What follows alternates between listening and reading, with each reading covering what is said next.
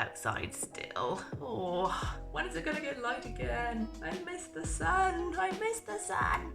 Hello, everybody. I'm back. Me again. And here to talk to you today about the draft budget and kind of how that ties in to what people want, what young people want for the future of Wales, and kind of how important it is in terms of our climate emergency. So this video is just a super quick little vlog in terms of my initial first reactions to the Welsh Government's draft budget and what is doing well, maybe what was missing, and what it means, I think, for us as young people. So, number one. Okay, so my first point really is, I suppose, a bit of a negative, and that's that I didn't really know that this had been published. I knew that governments had budgets, obviously. Budget is quite a scary word as well, don't you think? Like, I feel like budgets sound more complicated than they are. I think they scare people off. But I didn't know that this was published, and I consider myself pretty engaged in kind of politics and the antics, I suppose, of the Welsh government. But I didn't know it was published. I didn't kind of know what it meant until I read it. So I think there's probably a gap there that the Welsh government definitely needs to fill in terms of letting young people know what it's doing, what it's publishing, and not just kind of publishing white papers online where they'll never really be found. But at the moment, I really don't think this is getting across enough to young people that these things are kind of being published and talked about in kind of the Welsh political sphere. It's a conversation that young people really do need to be involved in, especially when we're talking about kind of education, the climate emergency, and kind of votes for 16s and all these kind of things that are happening. Young people really do need to be involved.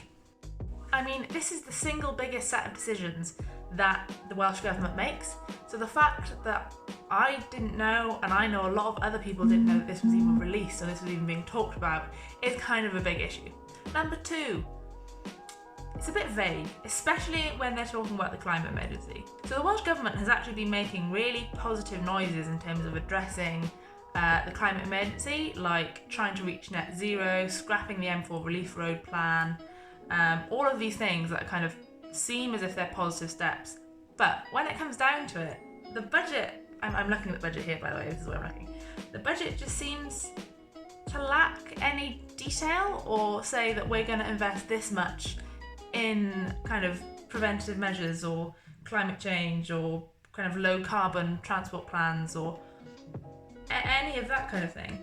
As Sophie, the Future Generations Commissioner, has kind of pointed out herself, like there's no process or kind of clarification in terms of how much they're spending to help Wales decarbonise and to really push us forward in terms of being a leader in that sense.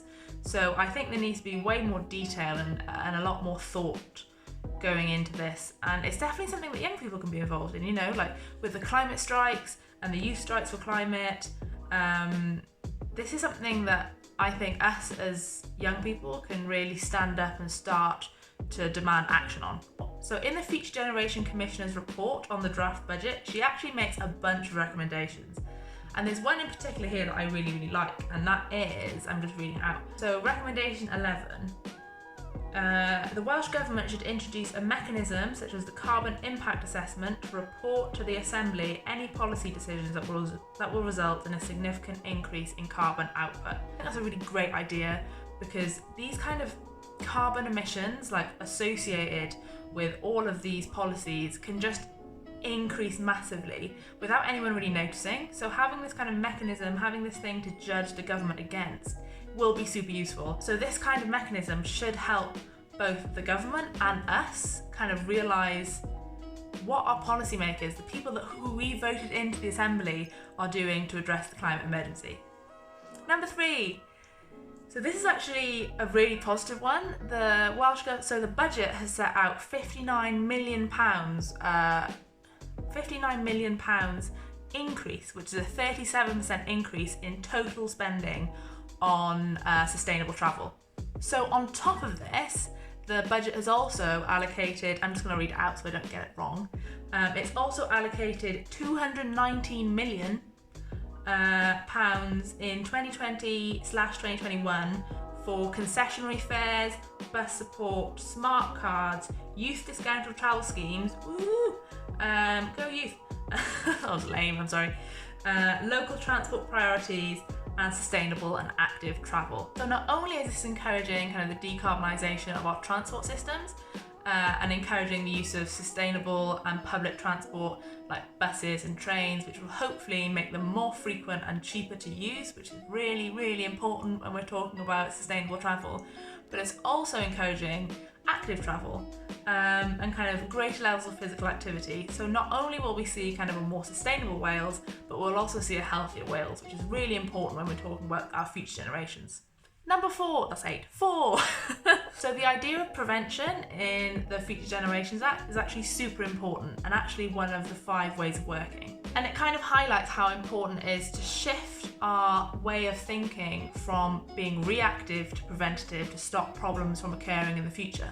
The 4th thing that I would like to see actually more in the budget is a better prevention of homelessness. The Future Generations Commissioner outlines this in her report in terms of it's such a huge issue in Wales at the moment and an issue that's affecting tons and tons and tons of young people, but there's no active mention of how the different preventative measures are working towards ending homelessness.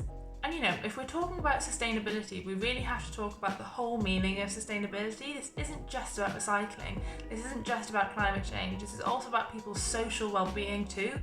And that should definitely be outlined a bit more in the budget, I think. Number 5, the final thing that I have to say about the budget, and this is a pretty general one and one that may be a bit harder to implement, but I think the timeframes need to change. Governments and assemblies and politicians are well known for working kind of within their elected term, but if we are to solve the problems that we're faced with when we start to talk about sustainability, these ideas and these kind of investments need to be way longer term.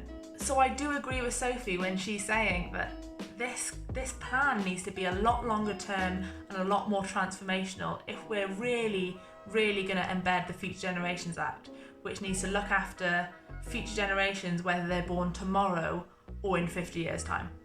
So yes, that's my first impression of the draft budget. At first it sounds super boring, something like a budget, but then you start to realise how important it is and how it ties into kind of every single part of your life, and you're like, oh my god, I should really know what's going on here. So if you're interested in reading more about the budget and more about what the Future Generation Commissioner has to say, everything will be in the links below. And so I hope you enjoyed.